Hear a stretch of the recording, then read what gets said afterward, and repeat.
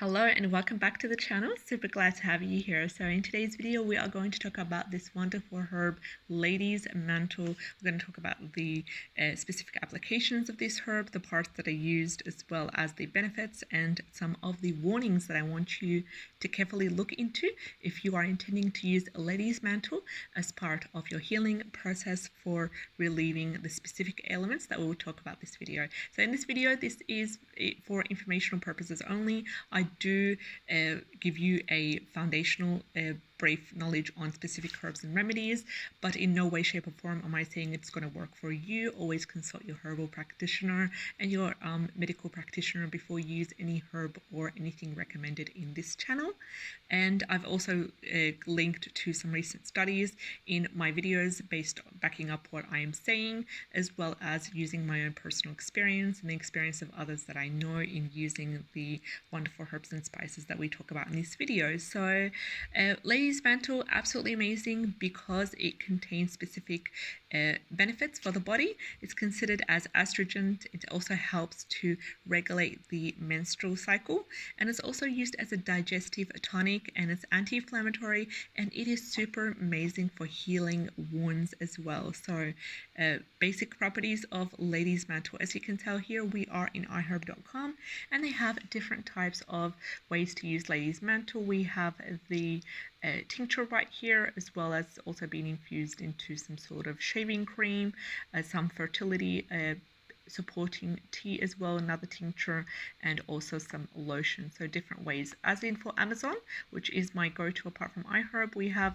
most of it is in the dried form, a lot of tinctures, some of the lotion and cream right there, capsules as you can see. So it's really important. You've got a lot of different variety of brands presenting themselves to you. So it's really important before you purchase anything based on that. For example, here on Might & Rose Herbs, which is absolutely amazing for herbs and spices that are great quality. We've got the dried, we've got the extract and the root as well for a couple of other things for that. So as in eBay, also great variety as well. So it's really important when you are selecting it to look at the brand, look at the reviews, look at are they standing behind their promises, what are the studies that are supporting their claims as well.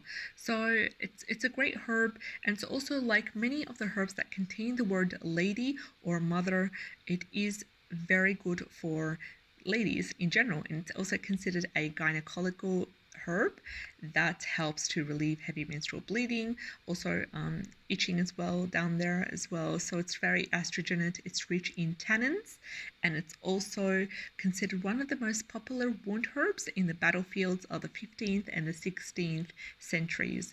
So it's, as we said, it contains tannins, it contains salicylic acid, as well as the essential oil as well for that. So for the parts that can be used, we've got the main leaves that are always used to make specific medicines out of them, and capsules and other parts as well. So the leaves are very astringent, and they're good for gastroenteritis and also diarrhea.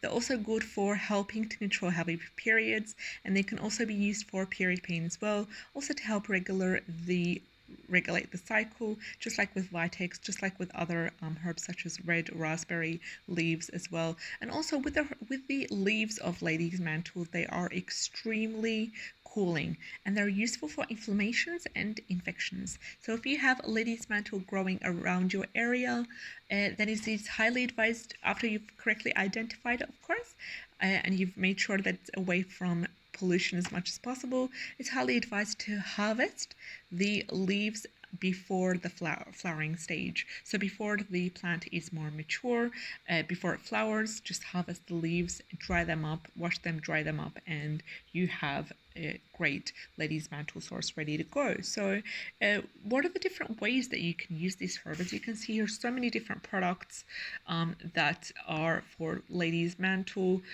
but what are the different ways to use them? Well, first of all, we've got the most common way is to make an infusion, like many other herbs that we've talked about, a simple infusion for enteritis, also could be used for diarrhea, and you can take the infusion up to 5 times daily for acute symptoms. Now, I do not advise you, sorry, just an ad here, I do not advise you to use up to 5 times by yourself. You always need to be under the approval and supervision of a holistic medical practitioner if you have any sort of acute symptoms. So I'd say 1 to 3 cups of the infusion for the symptoms that we've indicated here. Apart from that, we have the tincture, and as with any type of herbal tincture, I highly advise you to check out the glycerin-based tincture. I know for some they consider the alcohol-free tincture as more concentrated.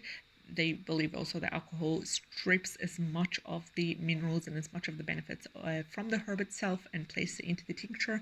But I tend to go for the glycerin-based tincture.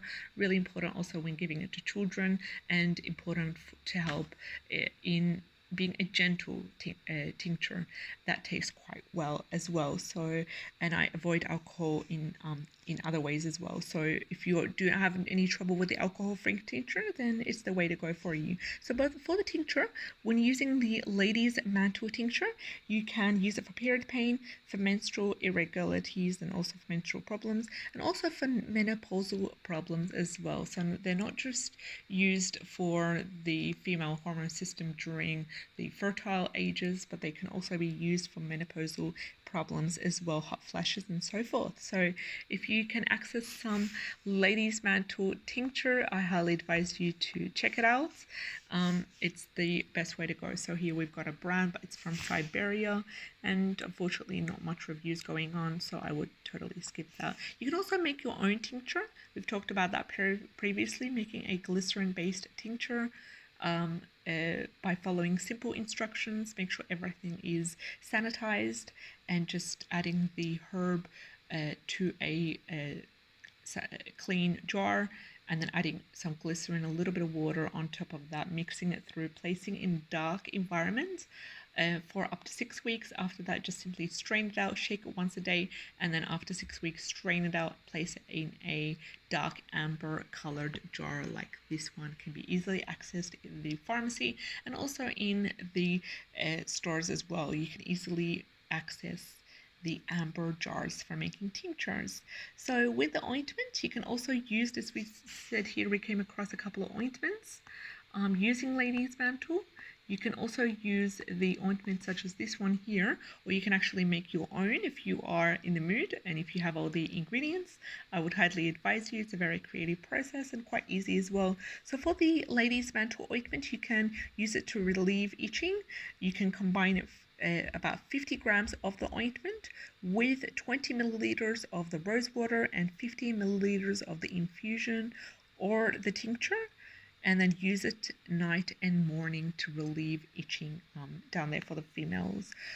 Another thing is simply using it as a wash. You can apply the infusion externally for the eczema and sores as well. You can use it for mouthwash. You can use it for gargling, specifically when it comes to sore throats, laryngitis, and also mouth ulcers as well. Another thing that you can also use the ladies' mantle is, as we said, for period pain and period discomfort for that, and this gentle way to balance the system, the hormone, female hormone system as well. So when it comes to the warnings and side effects, what is it that I want you to look out for? Well, basically, I want you to avoid the herb in all its forms in pregnancy because it can actually stimulate the uterus. It's considered a uterine stimulant, so avoid it at all costs during pregnancy. Also, always seek professional advice if you have any change, sudden or abnormal change in your bleeding when it comes to period bleeding. For the females out there, uterine bleeding is considered quite serious and also has so many other symptoms behind it and so many other illnesses behind it. So it's really important to consult a medical practitioner if you have any sort of change in the uterine bleeding. So we came towards the end of our video.